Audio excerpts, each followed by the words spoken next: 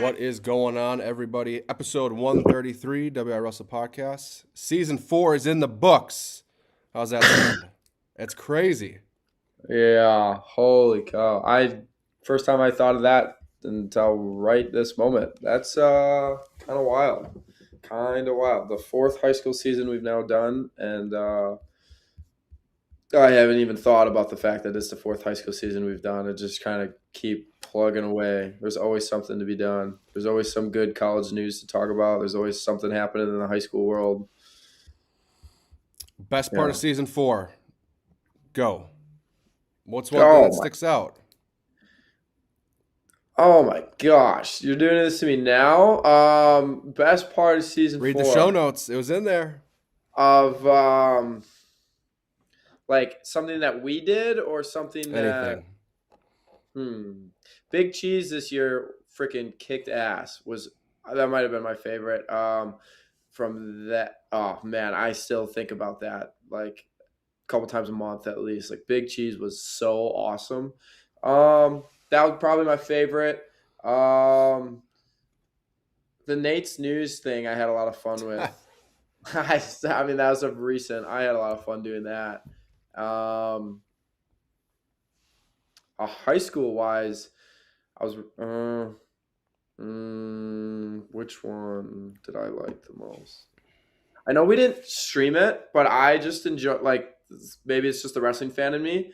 One of the things I really enjoyed, and maybe this is part of why I enjoyed it so much, because I wasn't working. I went up to On the Water to watch the finals with Becker, and I enjoyed that a lot. Just getting to watch the wrestling. And Maybe not that's having to like yeah, the work it. stress of work and being busy. I got to sit back and like we're at a million wrestling tournaments, Jake, all the time, and obviously we see a ton of wrestling, but at the same time, there's so many things that we're doing that we do not see a lot of the wrestling that's taking place. Yeah. And going up there, I literally just got to do just that. And man, I was just a fan for a couple hours, and I really enjoyed it.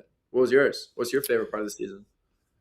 For our event wise, Badgers Bucknell was super cool. Getting those boys back Mm. into Stoughton High School, seeing the community, that was really cool. Sold It out came down to the crowd. last match. Great duel, you guys called it. Otto was on call with you. I think all around a super fun experience.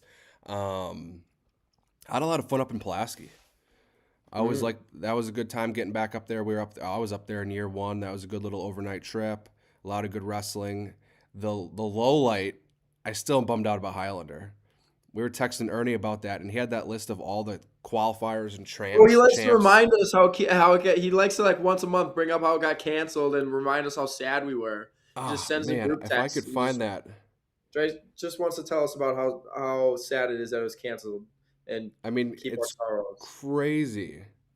Oh, I would like to find it, but there was like a whole slew of state champs. But no, I really liked the Badgers Bucknell. I really liked Pulaski. Individual state is always a blast. It Yeah. was a good season, but it's crazy. I feel like we were just in week 1, and here we are. Now we're getting ready. We've got a lot of stuff coming up. We've got the event on Sunday. We got the spring freestyle open and the duels on April 18th and 19th. So if you guys are interested in competing, Saturday is the duels for high school and middle school, new this year. And then Sunday, we've got the open tournament. That's at Verona High School. Both of those events are up and live on USA Bracketing. So if you want to go check those out and get signed up, it'd be a great way to get some early freestyle stuff in.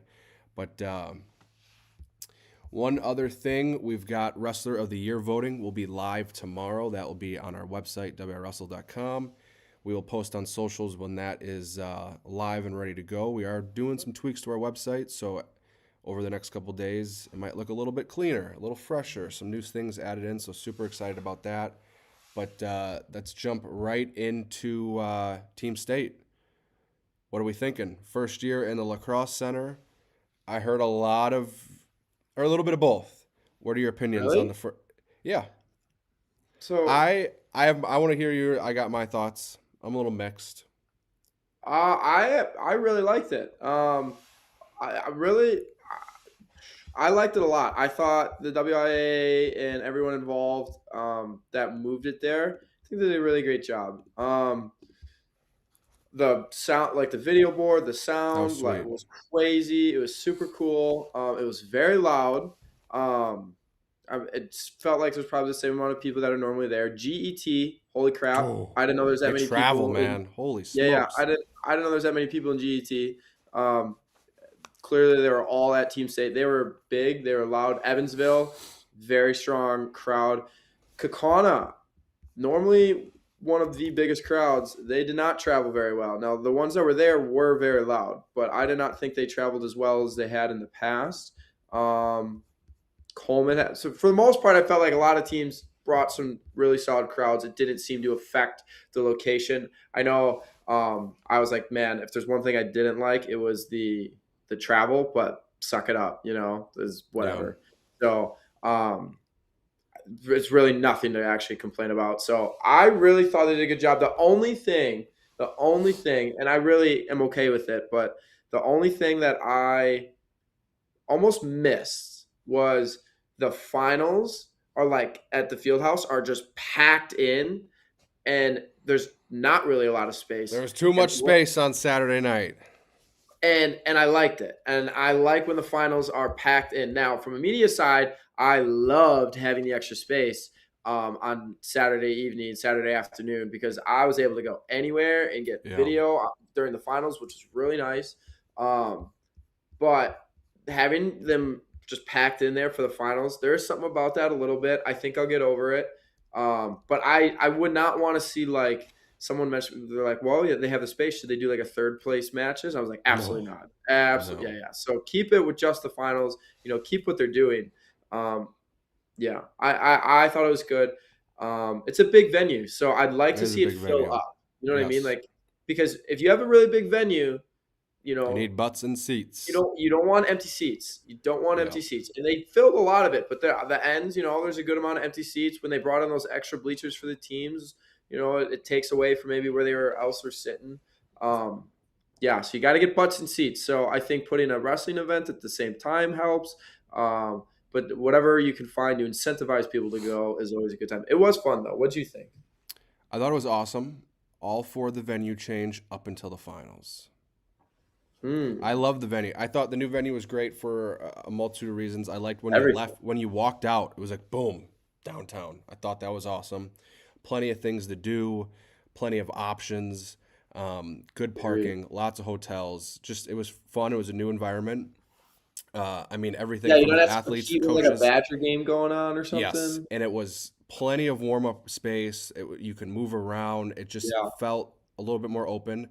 I loved having the quarters in that split where you get a little bit of all divisions going at a time. I think that was really cool. I love the hmm Friday night. I like the video board, the light show, the video. Everything about that was great. But man, there's something about the finals being in the barn.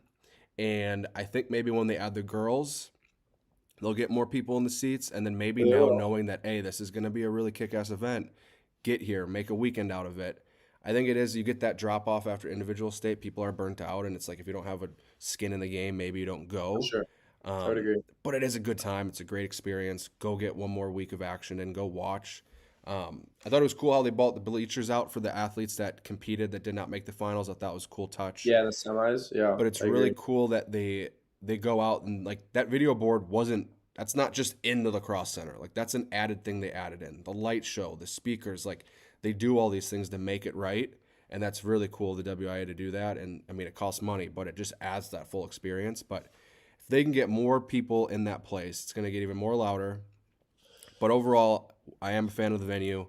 But there's just something about just the tightness of the championship round at the barn. But that could be fixed. Yeah, yeah, but I It's gonna like be it. sweet to So have the girls overall, though. I'm happy. What? It's gonna be cool to have the girls in there next year. Yeah, That'll be it'll interesting. definitely add to it. It'll definitely get loud Yeah, with the girls in there. Anytime you go to a girls tournament, it is so darn loud. it's very loud. But let's take a look at the brackets here. We do have the commitment coming up here soon, but we'll take a look at the brackets. Division One, kind of just the same old story. Kakana rolls into the finals. Bayport over Slinger on that bottom half quarterfinal. Holman over Muskego. And then Holman on a really good duel against Bayport in the semis. They win 37-34. And then Kakana Holman. Crazy duel. I feel like these duels are pretty quick for a lot of these rounds. This was the longest duel of the weekend. There was an injury, so hopefully that individual is doing good. But what did you think overall of Division One and anything that stuck out to you en route to the finals or the finals in general? I thought that bottom half was definitely like a little bit more of the meat grinder. That Slinger Bayport one, as you see, 41-36. Like, I know it didn't technically come down to the last match, but it, depending on where the draw would have been, it would have. And it also, I mean, it came down still to the end. Same with the next duel with Bayport and Holman. That was a great duel for a while. I felt like Holman was always in control, and then Bayport just kind of closed the team score there at the end. But sometimes it's just how it shakes out with where you're starting a duel and not. The finals was super exciting, actually. It kind of went how some people, including myself, had talked about. Holman kind of was getting it done where they needed to in the lightweights, and Got a scrappy lineup. they needed to win. I can't remember what weight it was. There was one weight that they needed to win early. They did not, and then they had the chance to almost, I call it, right the ship. Heavyweight, they needed to win at heavyweight, and that would have been, I mean, 31-26. Kakana got pushed. They absolutely got pushed. Yeah, I was just at heavyweight. I thought was it's like Jagger Jepson or something like that, if I remember his name right. Um, I thought he was gonna like neck wrench Nehemiah or something for a moment, and then he circled out front. And right before that, I was being told that his front head is his spot. I was like, oh my gosh. It was a really great duel. I'm guessing Kakana has not been in a duel like that in a long time. They Long came out on time. they came out on top. But that's a duel where like you're definitely counting the points. We need to get a win here because we're probably not going to get a win here like late in the Yeah. duel. It was a great finals. It was a great the injury with the kind of the time and the wait time kind of stunk a little bit. You know, you don't want to see someone get hurt, but it was a good finals. It was a lot of fun. Holman was doing the class. I loved it too because you knew it had to happen. They were doing the classic stall and hold the hell, like hold on, just hold on, and they were doing what they had to do. That's the beauty of a team duel. Is like everyone has a role in a team duel. When it's first state title, it's all that matters, right? At that point, it's about doing your role. And they had guys out there that was the role was not to get pinned or the role was not to get tacked, and And the guy at it was 190 lived it up was to so that. fun to watch. That video of 90 pounder flexing after he didn't get pinned is one of the craziest things I've ever seen. Yeah, dude, that's what I'm saying. It's But just that's like team wrestling for you. I mean, there was haven't a lot seen a of. duel like that in a while. I remember the old days with like not old days, but like a Stoughton and Kikana, and they had duels like that, and a Wausau, like where it would just come down to the end, and all that mattered would be like somebody just don't get pinned, you know. And it was man, it makes team duel wrestling. It's why it's the king. It's why it's the king for the sport. This is what I mean. Team duels. That's what grows the sport. Yeah, D1's is 100%. awesome. But that is Division One. Some great duels there. Jumping to D2, Evansville, man, you had texted in the group chat. They're a wagon. They rolled. They look so good. They won 56-19 over East Troy. And then St. Croix Falls over Osceola 34-31 in the quarterfinal. Coleman over Port Washington 50-23 on the bottom half quarterfinal. And then GET over Denmark 51-22. Coleman wins 33-23 over GET in the semis, and then Evansville wins 38-32 over St. Croix Falls in the semis. But Evansville forfeited the last 2 or 3 weights in the semis. They do the same thing in the finals. They had that thing locked up with matches to go, and they win 39-29. I mean, very impressive performance, very dominant run for Evansville. They looked very good. Yeah, they were. There's not a lot to say. They were a wagon, and you knew they were good. Just that good was after the semifinals. I started thinking like I was like, okay. I mean, are they just gonna roll over or over Coleman then? Because they've got some really good guys, but after like, I don't know. And I mean that's what happened. I'm pretty sure what did they forfeit the last 1 or 2 weights, Jake? Just because they already had it locked up? They forfeited the last 3. Dude. That's Like it wasn't nuts. even close. No, they lost 2 matches.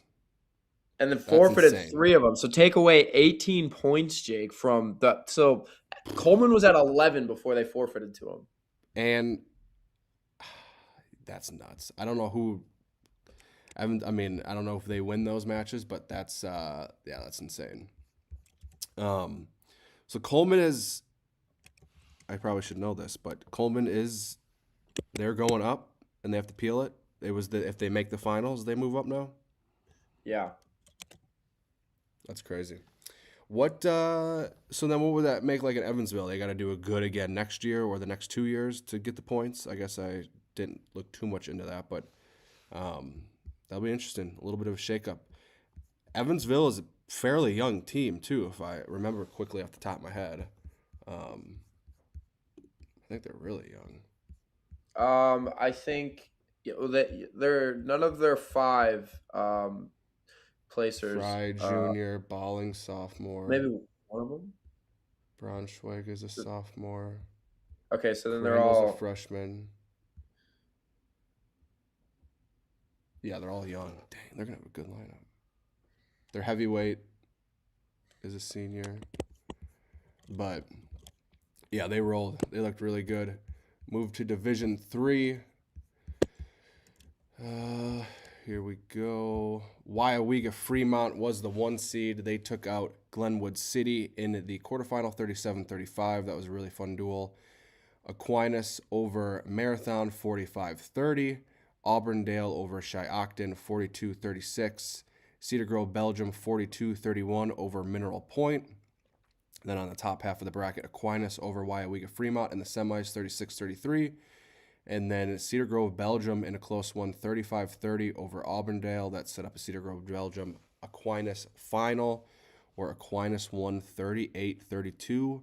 What were your thoughts on D3? The ending was fantastic. Cedar Grove. I mean, I was talking to a couple of Cedar Grove, Belgium guys last night. I mean, I sat there and I was in disbelief when I saw what was about to happen. I'm not saying they would have won or not, but Peter White, Aquinas's 106, who he's tough. He's a tough wrestler, and he was massive for them at Team State. But he bumped up to 113 to wrestle Heinerman, which was a massive bump in the duel. Like for team points purposes, it needed to happen. I'm trying to. Yeah, and so he gives up 3 instead of them potentially getting 6, right? So that's huge, but it comes full circle because Cedar Grove, Belgium did not have a 106-pounder to put out there at the very last match. So Aquinas put out a JV guy. If Cedar Grove, Belgium would have had a guy, you would have had 2 JV guys scrapping for a Team State title. Winner take all. They would have been the hero of the school. And it's the beauty of wrestling. It's the beauty of duels. Again, it's the beauty of duels. And I guess so. I asked them. They said they had a guy halfway through the year, but he just couldn't remain eligible on the team or whatever it was. So they didn't have him come Team State. But man, I mean they were. That's insane. I said all year, I said that watch out for this team. I said it all year long. I don't want to toot my own horn, but I'll toot my damn own horn because I sat on this all year long. I said, watch out for Cedar Grove, Belgium. I know they're not wrestling people, but they look like a tough team. We're going to find out.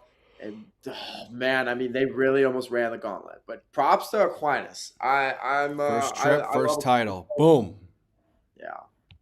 It was crazy. We've got interviews with Coach Stanek and Coach Weiler up on YouTube and Rokfin. Check them out. But, man, yeah. First trip. It was just awesome. I mean, D3's – I mean, the WIwrestle duel with Aquinas in the semis, Jake, was just – that was a good one. Right. I mean, it played out. And so was Auburndale in Cedar Grove, Belgium. I'm not trying to – I am. I'm going to go ahead and take a victory lap on this one. Jake, in my last set of team rankings in Division III, Okay, you're looking at the bracket there. This is what I had. I had Aquinas 1, Cedar Grove, Belgium 2, WIwrestle, Fremont 3, Auburndale 4, Mineral Point 5, Shiocton 6, Minnesota 7. Cumberland was the only team that I didn't have at Team State at 8. I think I pretty freaking nailed the Division 3 rankings. So all those people that want to say I don't care, I don't pay attention to Division 3, shut your mouth. You know how much time I got that in order. It's impressive. Yeah. Very nicely done. Spent a lot of time looking at that stuff. You're welcome.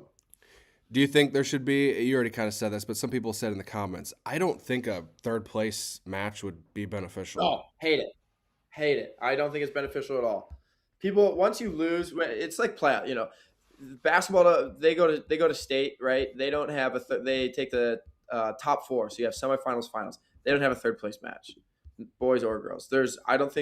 I agree that it would put more people in the seats. I fully agree with Dimitri there. There would be more people just as a result of having more teams. We're crowning a team I just don't state think it's champ. do it. What's that? We're crowning a team state champ. I'm not too right. worried. So I don't think that's the way to do it. I agree with him that you would put more people in the seats.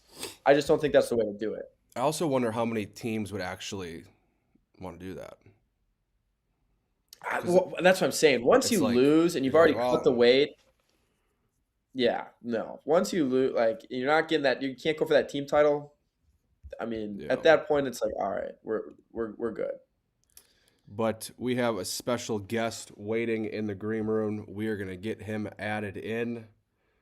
We'll get this going here. Get him clicked in here. Hey, Carson, can you hear us? Yeah, I can hear you. How's it going? Good. Hey, good. How are you? Aren't you supposed to be in school, dude? I just came home actually. Oh, taking a little time to join us. You came home from school. Yep. Coach Tremel's probably wrote your excuse to get out of class, I'm guessing. So, how are you, man? How long have you? Obviously, we're gonna get to it here shortly, but how long have you kind of been weighing on this decision? How were your visits? Where did you go for your visits? And you've been going through this process for like a full year now, or has this been the last 6 months? What's it been like for you? I think it's been 8 or 9 months. I've just kind of with an open mind with every college, kind of just deciding where I can go on visits and all that stuff. I had a couple visits lined up with Northwestern and Princeton that didn't work because of scheduling and dates, and then I took a visit to Army, Madison, and Minnesota, and just had a fun time out there and kind of got to grow a relationship with them. Gotcha. So is for your recruiting process, did it kind of speed up after you won state there as a sophomore, or was it more after like Fargo? I feel like it's different for everyone. For Jake, I think for him it was Fargo, but other people maybe it's like when did the phone calls start coming in for you? Well, the first date that they could call last year was July 15th, I'm pretty sure, or July or June, and I had a lot of calls out of the gate there. But then kind of as season started, high school season, I had a lot more calls during then, and then just kind of limited it down to a couple. For sure. Jake, go ahead. I'm sorry. Did you have like schools in mind going into it, or you kind of just like, I'm going to see who calls and just kind of go with the flow, or were you like, ooh, I have a few picked out that I hope they call me, or like, what was that like? I just kind of had an open mind throughout the whole thing. I wanted to go, just open mind. Yeah, nice. You had no restrictions on it, huh? You were just kind of cool as a cucumber. Yep. All right. Well, Mr. Neubert, I'll have a handful of questions for you afterwards, but the big question everybody wants to know is where are you going to be committing to college and to wrestle? I'm going to be committing at the University of Minnesota. Ooh. That's a nice polo. Congratulations, Carson. Yeah. Congrats. Let's go, man. I didn't know. I didn't ask you. I say this every time. I did not ask you where you're going to commit, but I had a suspicion that you might have been committing there. What was the deciding factor? Why did you decide to go there? I just kind of had a great connection with the coaching staff. Kind of felt like home out there. Kind of like I had a family with the guys, and just felt overall like the right decision.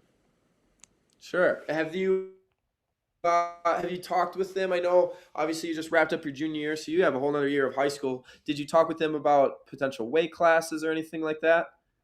Yeah, probably they kind of want me a little bit bigger or whatever, but probably 49 or 57. Yeah, that's good. That would have been my guess. I could see that from you. You got some room to put some muscle on the bones Yeah, for sure. yeah. Yeah. Carson, where are you if people want to watch you wrestle here in the future, where will you be at next? Where are you kind of competing? What's your spring schedule look like? Are you going to be in the freestyle scene a lot or what's up? So this weekend I'll be at postseason nationals in Iowa, and then in 3 weeks I'll be at NHSCA's in Virginia Beach, and then Dang, so after no that slowing US, down. yeah, US Open, and then Fargo. Do you Some like people, freestyle or folk style more? Because we've talked about it a bunch with you. You're a hammer on top. You got that tight waist half ride, and you pack people. Which one do you prefer? Because in freestyle you do some crazy crap too. Yeah, I don't really know. I kind of go back and forth between the two. Whenever I'm in freestyle season, I think I like freestyle more, but whenever I'm in folk style, I think I like it more. I'm not you sure. just like Oh, scrapping. okay. Yeah. Yeah, you like snap. Is you kind of do have a little bit of that there's a little bit of your style that's unorthodox. We've got a couple of really cool clips that we've been able to capture of you over the years. One of them was obviously when you wrestled Flaggy at Port Dude. Washington.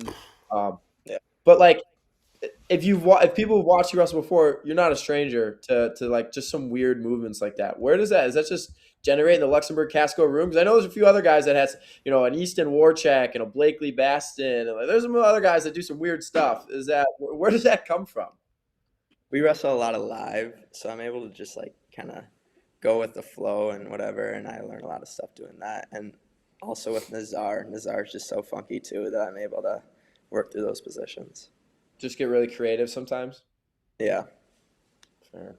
What this is my last question for you, but what is your favorite thing about wrestling? You can't pick if it's folk style or freestyle, but there's got to be something that you really like about wrestling that has helped you achieve such a high level of wrestling. I mean, you're going to wrestle in the Big Ten, man. That's freaking awesome. I think like growing as a person through wrestling, I feel like I'm able to grow a lot of my traits through wrestling, and I think it just makes me a better overall person, and that's what I love about it. There we go. That's a wholehearted answer right there. I was thinking he was going to say like a leg attack or something, so that's where my mind's at. Jake, do you have any final questions for Carson? Yeah, I just feel like over the past, you two-time state champ going into your senior year, very dominant. You've had a lot of just big wins, bonus points. What do you think is that biggest switch from freshman to sophomore year where you start? You're not just winning, you're bonusing people, you're putting them away early. Is that something training, mindset? Kind of just elaborate on that. I kind of started to practice more with a purpose and kind of let it fly mentality out there and just score as many points as possible. Heck yeah. I've got one more actually. So kind of piggybacking off of what Jake said, you wrestled Immel this year. You had wrestled Flaky. Flaggy this year. Both guys were number one at the time in Division II and Division III for your weight class and stuff. It doesn't seem like you really shy away from wrestling anybody. Has that always been the case with you? Do you just Yeah. put it on the line? Yeah, I know my abilities and I know what I can do. So I go out there with the mindset that I'm going to win. Yeah, Heck yeah. good mindset, Love man. it. Carson Neubert, congratulations, man. You're headed to Minnesota. The polo looks good on you. It's going to be a lot different than Luxembourg Casco, the city, the town that you're going to be living in here in a couple of years. Congratulations. Same colors. Thank you. Same colors, yeah. Yeah. Congrats, Awesome. man. If there's anything else you wanted to say, please go ahead. I just thank you guys for taking me in and letting me announce my commitment on here. Awesome. Hell yeah, Thank man. you for coming Absolutely. on, man. Thank you. Yeah. Congrats, Carson. Get back to school. Thank you. Yeah. Have a good day. See ya. See ya. Bye. Hell yeah. Hey, I'll say, I'm and yeah, that's what I kind of heard too. pumped for him though. Of when we make matches, man, that dude is always just like scrap. He doesn't care. Yeah. There is no worrying about the opponent. He just goes out there, lets it fly. He was in a great Big Cheese match. He's been in a couple Big Cheese matches, but He was also gonna wrestle in the King of Wisconsin event. Yep. It's not from a he literally was in. He was one of the first people in, and he texted me a few days later. It's like, I'm I already wrestling. forgot. I'm signed up for postseason nationals. I was like, it's okay, bummed, but it's okay. I get it. So. Some guys take some time off. Nope. Postseason nationals. He's going out to No, Virginia. He's going out to the Open. I love it. Living I in the don't think he streets. takes time off. That dude, he joins a really solid group of Wisconsin guys out at Minnesota. That's a great lineup, great place to be, great room, but it's very exciting for him. I like when the guys stay in the Big Ten. Man, the Big Ten is just, there's going to be so much we were talking about the other day. There's just so many Wisconsin ties in the Big Ten. We've got head-to-head matchups. We've got, it's awesome. Watching the Big Tens was so much fun. But did you see the uproar about people complaining about Big Ten getting so many allocations for college this year? But it's like, that's the best. Shut up. Yeah. I mean, that's something that see Tony Ramos had a really good point on Twitter because somebody's like, the Big Ten got 60% of their conference at 2 nationals. And Tony Ramos, his coach at UNC, was like, our conference got 60%. If you think about it, like I think their conference is made up of 6 teams, right? The Big Ten's made up of 14. Yeah. Okay. But like percentage-wise, they got what are they? The ACC. They got more kids there than the Big Ten did. Yeah, 100%. Yeah, numbers, the straight up numbers you don't, but I mean, that was a big thing that we dealt with at Mizzou when we were in the MAC, dude. It was like there's a couple weights there where like you had to win your bracket. And you went in damn knowing that. Like you were like, I gotta come out on top here, but then obviously going to Big 12, much different story, but that's just the nature of the game. I mean, look at some of those Big 10 brackets. I mean, it's insane. It's nuts. But dude, I've been hearing a lot of rumblings about this, a lot of chatter on the streets. I don't know if you've heard. There's some reliable sources. That I've heard it from 3 different places, Jake. 3 non-connected places, and all very reliable. And we've chatted back and forth, but the word on the street is that there could be another Division I program coming to Soon. America, but to America. Or to the like another Division I program. Yeah. The word on the street is that UW Green Bay could be adding in Division I wrestling. That would be nuts, dude. That's like insane. Soon, too. It's what it sounds. From people I've talked to, it sounds like this could happen soon. I think they're trying to just garner up some support for it. But from what I'm understanding is it could be very real. It's a very real conversation. He lives in the hotbed, one of the hotbeds of the entire state of wrestling. That Green Bay area is a hotbed.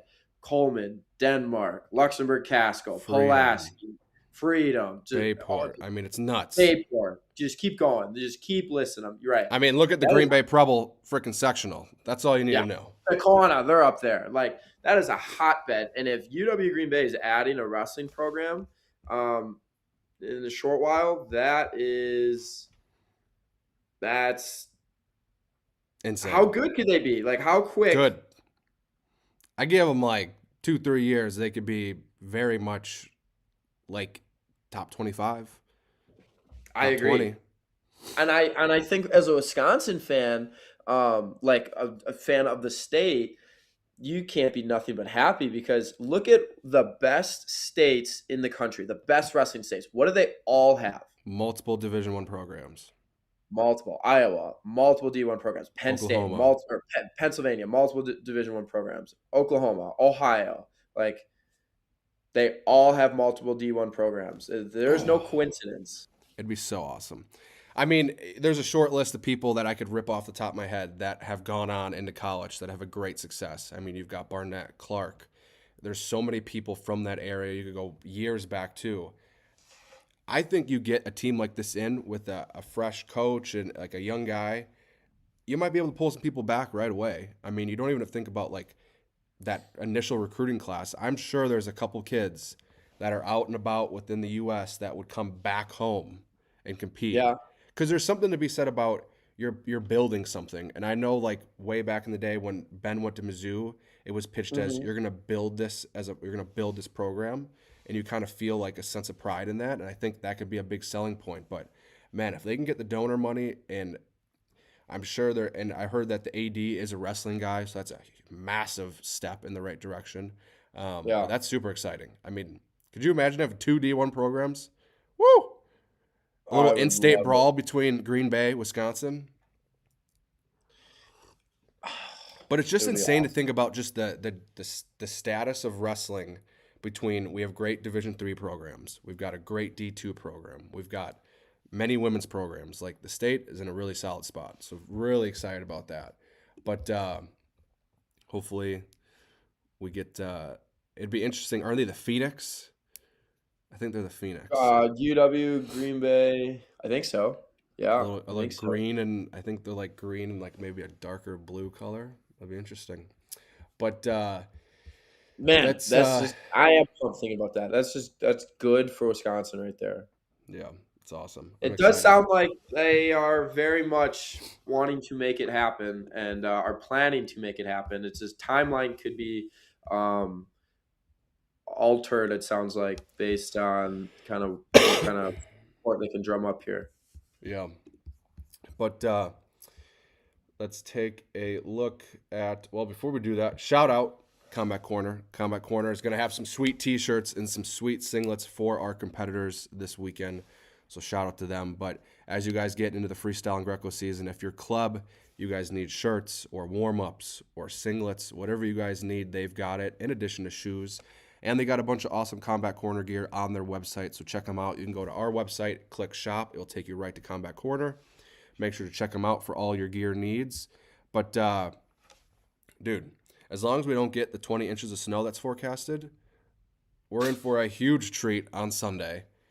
King of Wisconsin plus Queen of Wisconsin. We got one super match. Woo! I'm excited. But Yeah. I have so many different thoughts. can on this. people just be excited for the damn event? Oh my gosh, if I get one more I didn't know you were going to text say that. That was or one of my email thoughts. or call or DM, I'm going to lose my mind. Yes, we have reached out to all the champs, but all the champs can't compete. There's vacations, there's injuries, there's weight issues, there's something, there's school. I don't know. There's a lot of reasons. We put together the best matches we can. We kept theme. They're great matches. Cross division matchups. Dude, I didn't know you were going to say all that. why is it at Kettle Moraine? I don't know, because we put it together in 3 days. Also, I'm not putting it up north. This is the fastest selling event we have ever put together, minus the Mizzou UNI duel. Granted, we had 2 national champs coming back home. But I mean, think about that. This is the most tickets we have ever sold for an event. The people are excited. I'm excited. You crushed it with the matchups. Shout out to the athletes. But man, a lot of people, man, they're like, why is this? Why is that? Just taking some good wrestling. It's going to be some great matchups. I'm gonna put the location thing to bed, guys. Jake and I both live here. We're not going to plan an event at a high school that we can't test anything, and we're boots on the ground. The amount of equipment that we take to these events to set up is not a little bit. It's a lot. So to travel that, I think most people understand that. Yes. I'm really excited. There's always some people that aren't able to compete, but I'm really not upset about that. Just because some banging matchups. There's some. Look at that. I mean, every single person on this card, except 2. I'm trying to think. I think except 1 or 2. I'm trying to do this off the top of my head. Was in the state finals or a state champ this year. It's everybody but Garcia. No, he's in the finals. Oh, that's right. He had that crazy final. That's right. I think Larson is. He was a 3rd place finisher. I think everybody else was in the finals or a champ. Maybe Kleinschmidt was in the finals. Maybe Hanky. Yeah. Anywho, it is a really good card.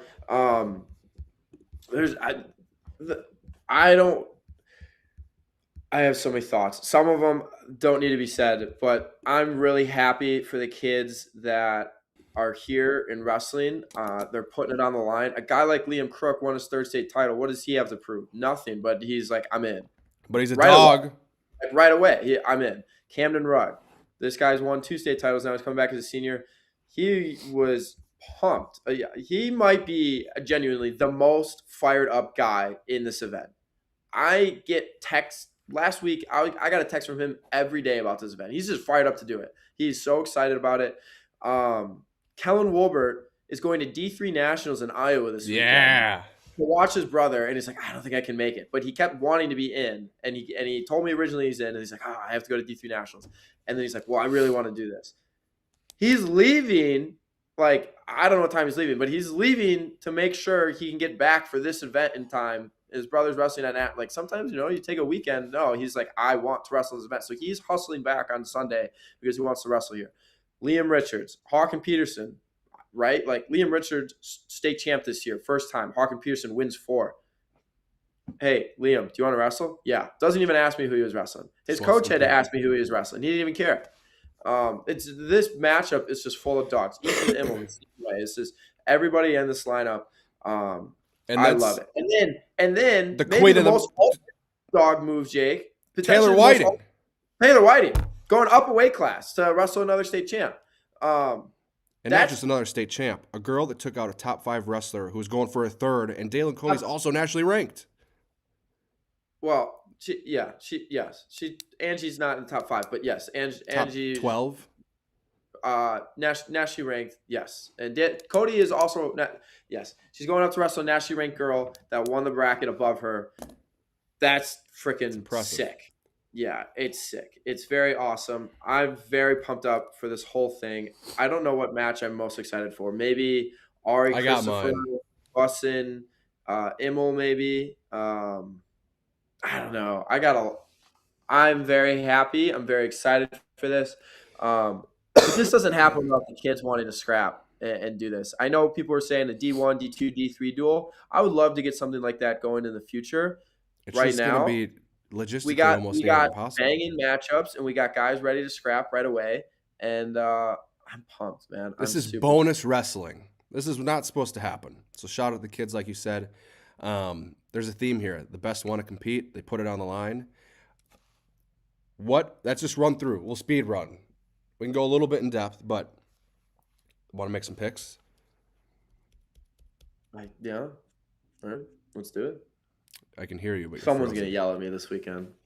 Well, that's the name of the game. One of these guys is going to yell at me for sure. These aren't in match order. I kind of enjoy it when they call me out when they come to the events and I pick against them. They're like, hey, I saw that.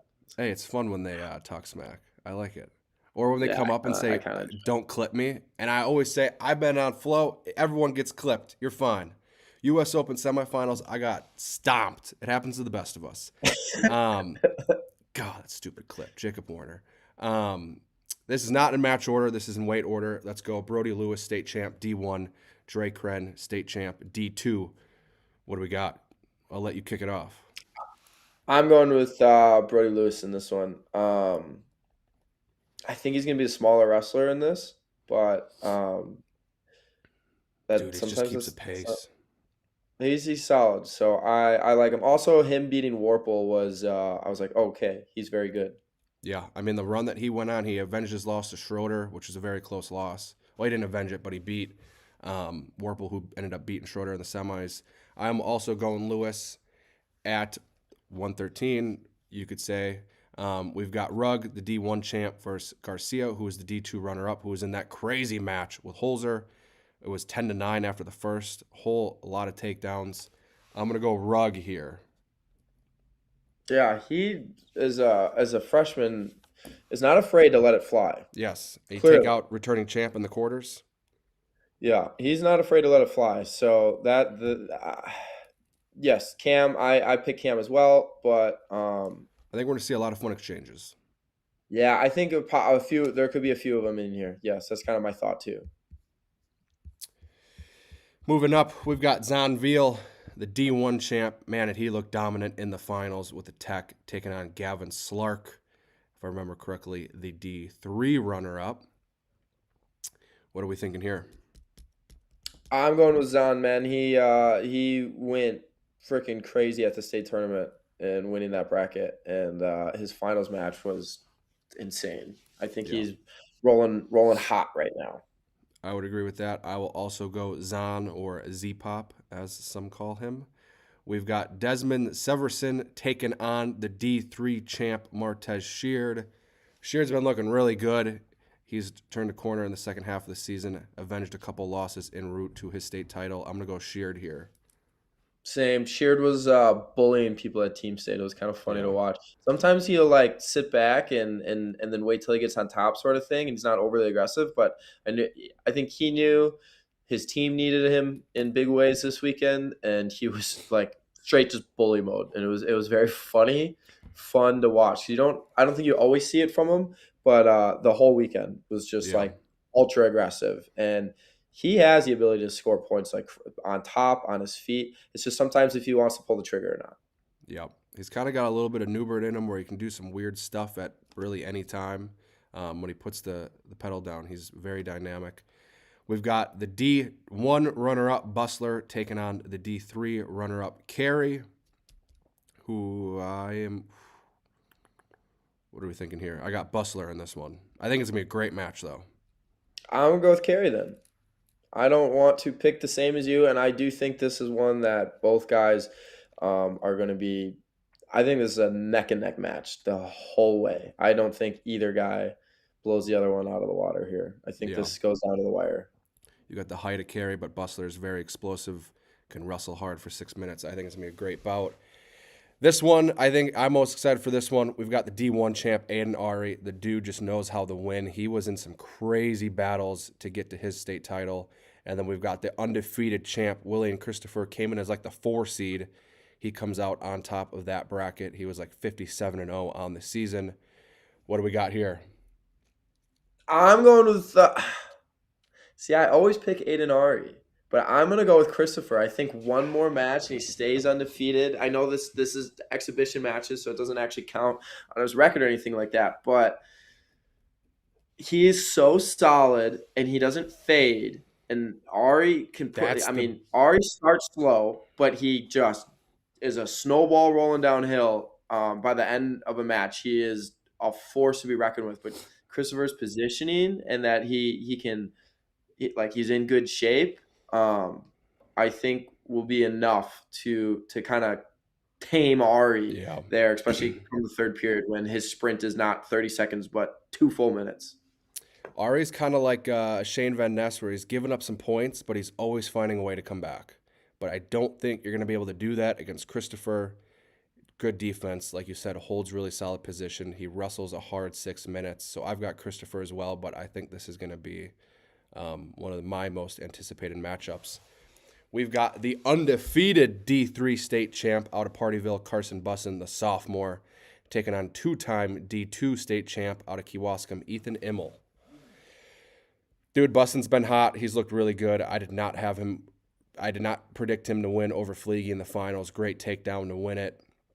But, dude, Immel is no stranger to hard scraps. He can wrestle really hard for 6 minutes. Really good in all 3 positions. I'm going Immel here. I'm also going to Immel, but Bussin, this match will come down to if Bussin can get the takedowns on his feet, because he's solid on his feet, and that Immel's going to have the edge on the mat, but if Bussin can take him down, that's where he wins this match. Yeah. We've got the 4-time state champ out of Oconomowoc, Kellen Wolbert, taking on... Also, all 3 4-timers wrestling is pretty sick. That is very badass. Taking on Colton Klug out of Brillion. Wolbert. I am going Wolbert in this one as well. It's hard to pick against a guy that's 4-time state champ, one of the best in the country. That's all I really got there. We've got Noah Larson taking on the D1 champ, Gage Gross. What are we thinking here? This one I thought about as I was looking at this when you started saying picks. Larson's tough, man. Denmark kid. He, obviously he was training with Kielpowski all year. His team.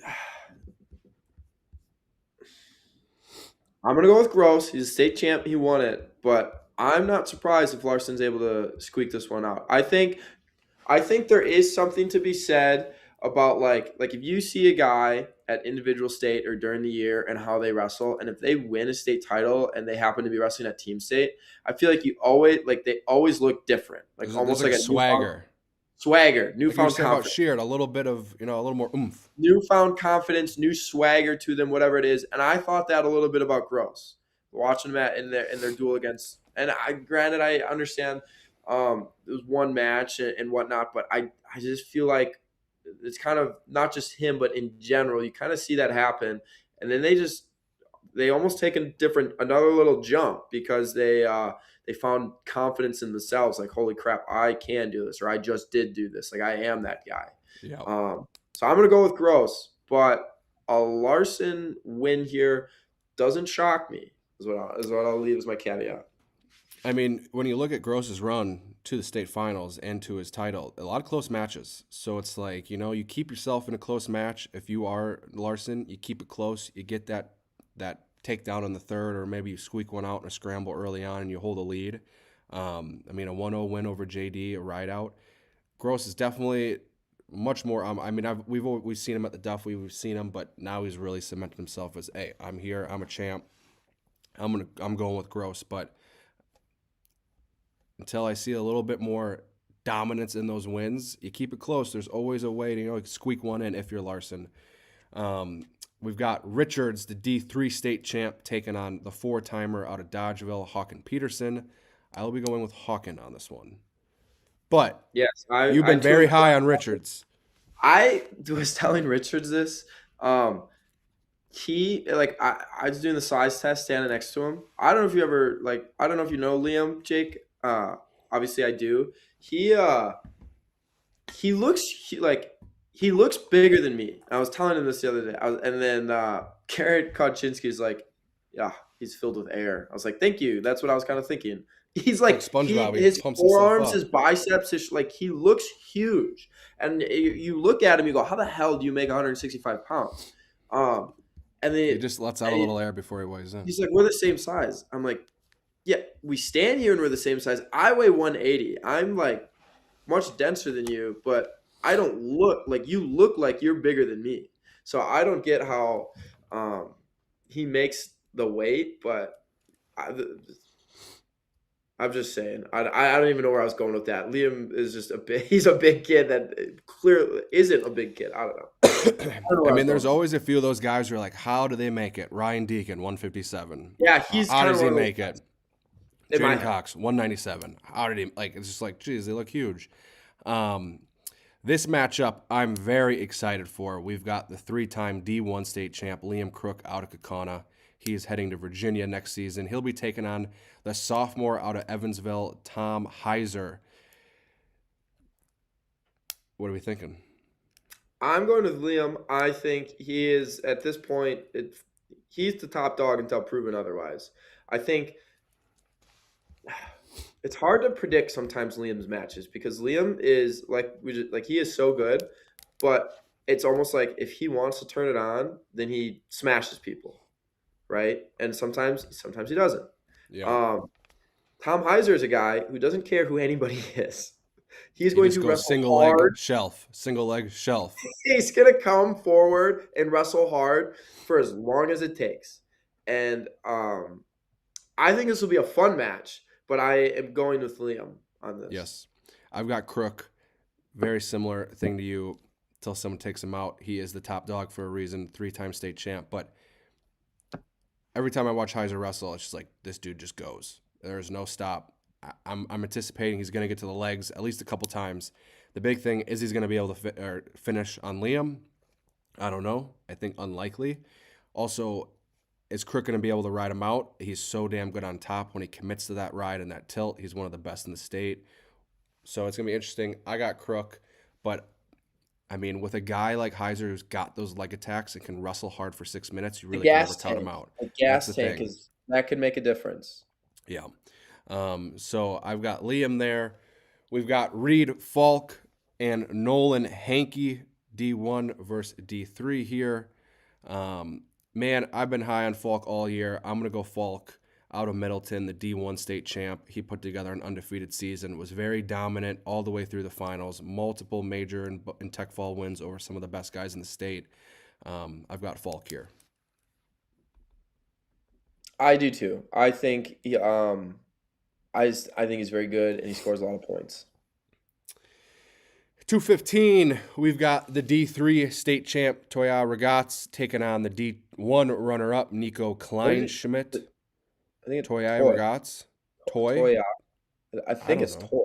Toy. I'm going to ask him on Sunday to clarify. I'm going to go Ragaz here.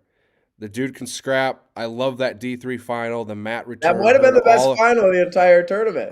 Big guys the whole town of Madison heard that mat return. The cradle too. The cradle was nuts. I was like, oh my gosh, Simmons is getting out. So I got Ragaz here. Kleinschmidt, very tough. Wrestled a very tough McCoy Smith in the finals. But I'm going Ragaz here. I think this one comes down to the wire for both guys. I'm gonna go Kleinschmidt just to I want to be on a different side of coin here, and like I said, I do think this match comes down to the wire. Give me Kleinschmidt then. And then heavyweight battle of state champs. We've got D1 Hartford Union's Aiden Gralke taking on Kale Leisking out of Seymour. This one happened at the Fond du Lac finals. I believe a turn from Leisking put it away, but it was close up until that point. It was literally 1-0, just an escape from Kale in the second period, and then he was on top in the third. If Gralke can just kind of hang out and win a position or two and not really rush anything, use your size, use your strength. The dude is massive. We saw that crazy semifinal with Leisking, and he came from behind, and the dude looked like he was 180 pounds. I'm sure he was 250 pounds. Leisking's just that big. But I think if anyone can match the physicality of Leisking and the size, I think it could be Gralke. You just got to win in the positions you're good in. That being said, I'm going with Leisking. But I think this could be a closer match when you look at that box score. It was 1-0 before he got pinned. I think it could be easily flipped, but I'm going to go Kale here. I do think it's going to be a very close match. I think this time I don't think there's going to be a pin or something like that. I think it's going to be a close match that's going to get decided on their feet, whoever gets a takedown. For a little of excitement, a guy that would definitely not be afraid to say something to me, Mr. Kale, I'm going to pick against him and go with Gralke, even though Gralke lost. I think it comes down to a takedown. I think this comes down to a takedown on their feet. I don't see either guy getting a pin or a turn this time. So, Gralke, I think he's playing football in college, so this may be his last match. Talk about a guy that didn't need to do this, right? He could have gone out on top. Now he's putting it on the line. He's holding the line. He could have gone on top, D1 state champ. I don't know that he's wrestling freestyle or anything. Like I said, I think he's playing football. So if he's not doing freestyle, he's like, all right, one more. Who cares? Win or lose. It's funny. I was talking to Parker now. I'm like, what position does Gralke play? And he's like, he played everything.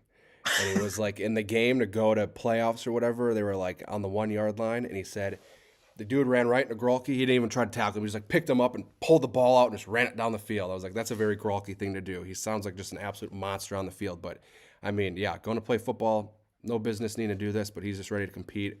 So shout out to him. That will be a great heavyweight matchup. And then the queen of Wisconsin, the 4-time state champ, Adelina Taylor Whiting, going up a weight to take on undefeated sophomore state champ Dalen Cody. Going Whiting here, number 1 in the country, top 20 pound for pound of all the females, but a little bit of size advantage for Cody.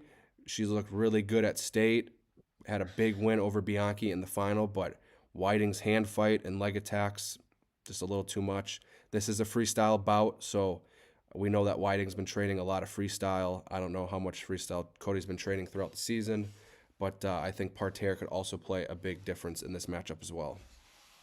I think the freestyle thing, because the girls, yes, are wrestling freestyle, I think that makes a big difference because I do think Cody has probably got a little bit of size, but the 98% of this match is going to be on their feet. So you just can't implement the size as much as you could if you were riding on top, because like at MJ Newman, she's super long. She's really good on top. She rode Taylor for a while in that finals match. And I think I would have felt differently if a little bit at least if this was folk style. Freestyle, I'm also rolling with Taylor Whiting. She's a Fargo champ, who's #1 champ. 2-time. Yeah, she's a beast. So I'm going with her. This is also, though, I would say Emil Bussin, Christopher, Ari, and then Whiting Cody are probably my 3 most anticipated favorite matches of the thing. I am very excited to watch these girls wrestle a lot. I'm very excited. It's selling quick. It's Sunday, 2 p.m., the 15th at Calamarain High School, the same spot as Big Cheese, the middle gym. Tickets are going quick, so scan the QR code, secure your tickets. I think we have like under 100 left. Like I said, this is the fastest selling event we've ever had. So super excited for it. Get there. Doors open at 12:30. Wrestling start 2. But before we go into a little college talk, dude, I just looked at the walkout songs. They're pretty good. I love the walkout songs. I picked him, so I'm bringing it up. Nico Kleinschmidt's using I'm shipping up to Boston, which is so awesome. Dropkick Murphys. It's freaking March, St. Patrick's weekend. Dude gets it. Dude gets it. That's all I'm saying. Adding in a DJ to our events has been smash hit. There's something about hearing the walkout. It's fun to see what the kids are listening to. But shout out to our favorite farm, Grappling Gardens. Spring is almost here. That means they're getting stuff in the ground. They're getting to farmers markets. Check them out, grapplinggardens.com. You can see what they've got growing and fresh on their website. You can buy it on the website. You can see them on social media to see what farmers markets and whatnot they will be at. So make sure to check them out, grapplinggardens.com. But high school season come and gone. Now we've got a great week and a half until NCAAs. Little recap here from the college conference weekend. The Badgers are getting 8 to nationals. Very exciting. I thought I saw a tweet from Seth Vosters that 2007 they had 9. 8 is the most that they've had in quite some time. Don't quote me on that. I was just browsing last night before bed. I don't know how factual that is. I think it was Vosters, or maybe retweeted it. Seth tweeted it. It's probably I would say he's probably looked it up. He's pretty good with that stuff. So 8 is very impressive. Rivera at 125 gets to at-large, so that's a very good addition to get him there. What are we thinking for the Badgers? Last year. What'd you say?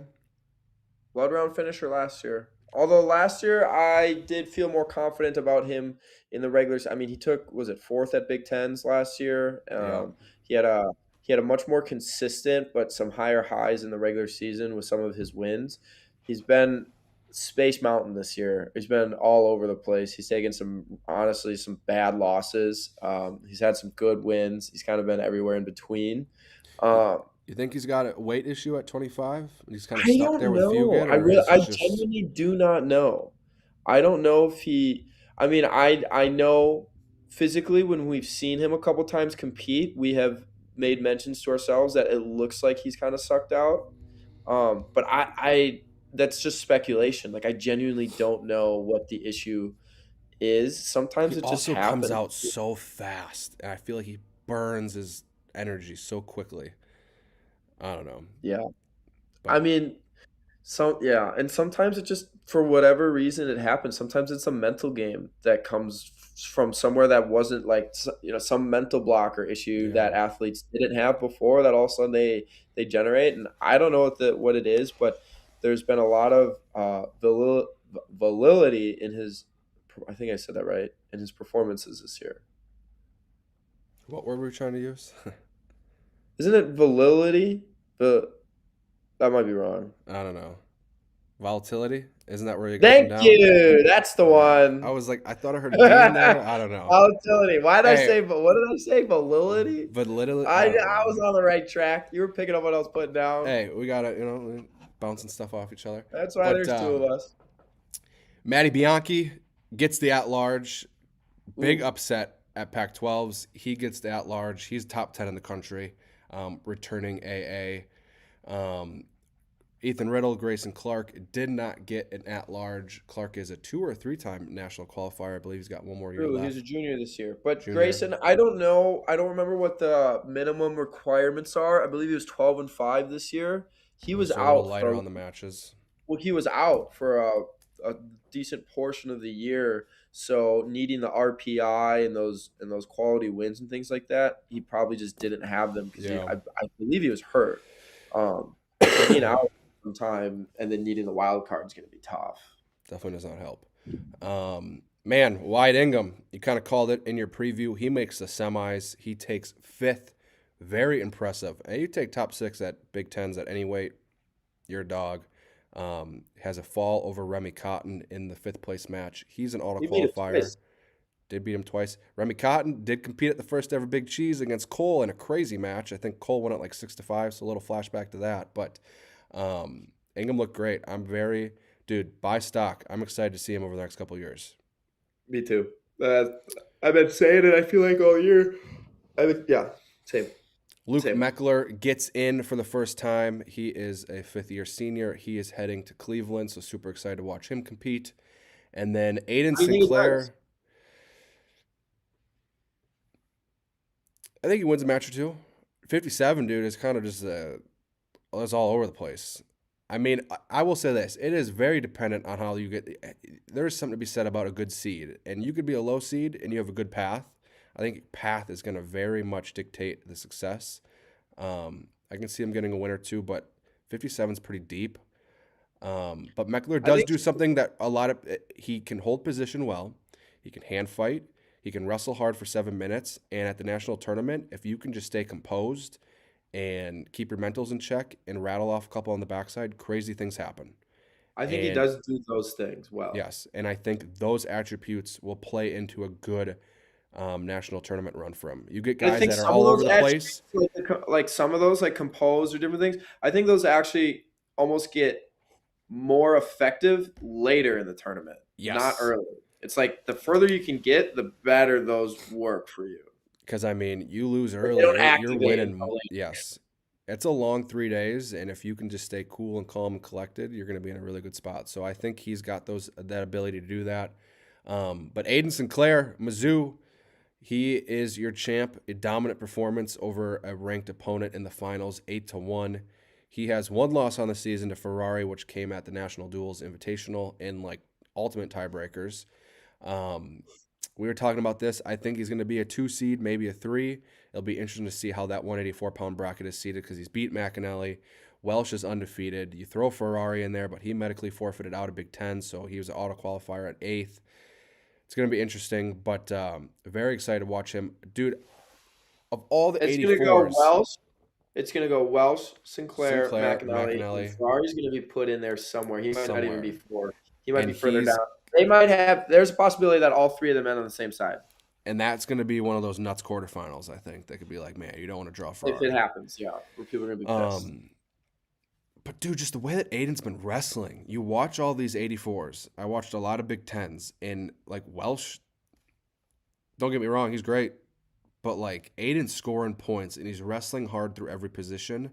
And I just don't think these people are going to be able to slow him down. And if he can get to his drags – Welsh pressures in a lot. You get to his drag, get to the reattacks. I think Aiden will be in a really good spot. So super excited to watch him compete.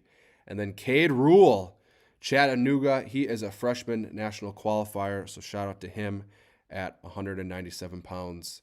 Very cool to see him get into the tournament. You got to be locked in for some of those conference tournaments on the smaller side of things. You got to be the champ, if not the runner-up. And the MAC is definitely... you got to be on top of your game. I remember when we were there for Mizzou, like you went in, like you got to win your bracket because you ain't getting. I mean, you could. Obviously at large and stuff like that. But Cade Rule is heading to Cleveland. But anything else? He was dominant. I'm pretty sure if I remember right. Yeah. He and he was. I don't think he was the 1 seed. But yeah, he had a good conference tournament. But that is a conference roundup. We do have a full article up on Rokfin, so take a look at that to get up to date with everything. We'll have some content coming out over the next couple days as we lead into NCAAs. That kicks off on Thursday. Super excited for that. That's just that sucks. I'm gonna be gone, but I'm with wrestlers, so I'm sure we'll be watching. But that's like the best time just to sit on the couch, have multiple screens going, and just dive into some wrestling. But what else you got for us? Are you skipping D3 and D2 nationals that start this weekend? Well, I wasn't in the notes. Kylie Welker. Oh shit, that's right. I didn't put him in the notes. I just figured we'd talk about him. Their freaking national tournaments happening, and also Kylie Welker won a national title. Three-time champ. That was the first time that was an official NCAA tournament. So she is a three-timer, but now it's like a full-blown national tournament. So what hasn't she won? Jeez, she's won just about everything. Very excited to watch her into the freestyle career. I bet you she gets out an RAF card here soon. But she is just like worlds above everybody. You said was a national qualifier. His sister, Kylie Rule, placed like 5th or 6th at nationals. Fifth place finisher. So good weekend for the Rule family, I'd say. And then Winnecki out of Stevens Point at 100 and whatever the lightest weight class is, she was a All-American as well. I think she took 8th. She was the lone in-state school AA. But shout out to those ladies. We have a full write-up on Rokfin to see their match results and learn a little bit more about their run. But give me some insight on D2, D3s. Well, brackets came out last week for D2s. I believe D3s as well. Obviously, with Parkside, they had 7 qualify. So that's a good number. They had won their regional, and their regional consists of Augustana and St. Cloud and really, really, really good programs. So winning that is massive, and getting 7 through is huge. Now, they're going to have to – there's going to be a few teams. Let me look real quick. Hold on. Give me 2 seconds.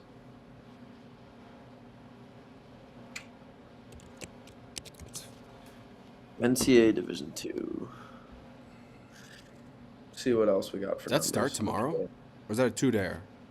2-dayer, Friday, Saturday. Central Oklahoma's got 8. They always have a bunch. Gannon's got 9. Grand Valley's got 8. Lander's got 9. A couple of them are in some easy regions. 9? Who's the number 1 team in D2 right now?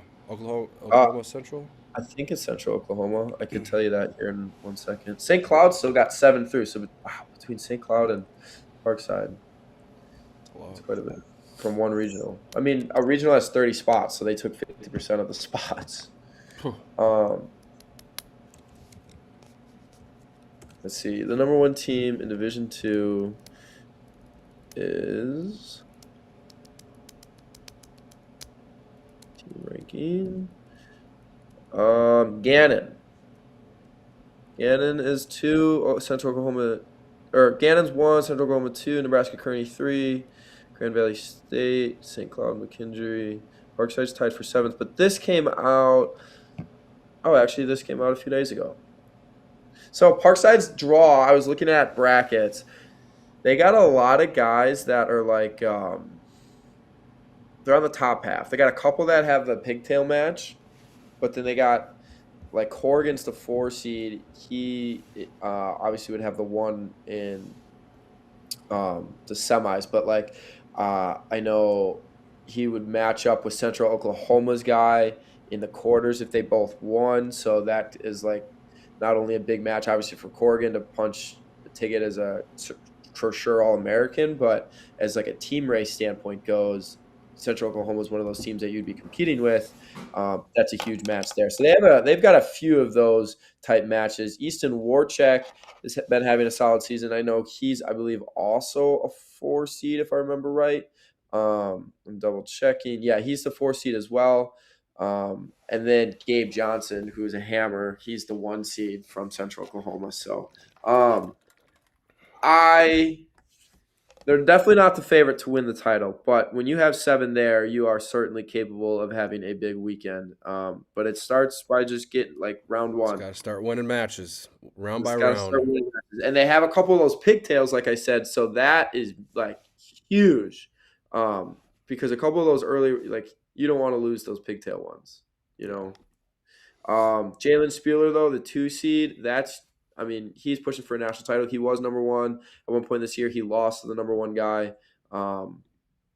in a good match. So He is certainly capable. Brody Hemauer, again, on the top half as well as the 8 seed. He'll have the 1 seed in the quarters.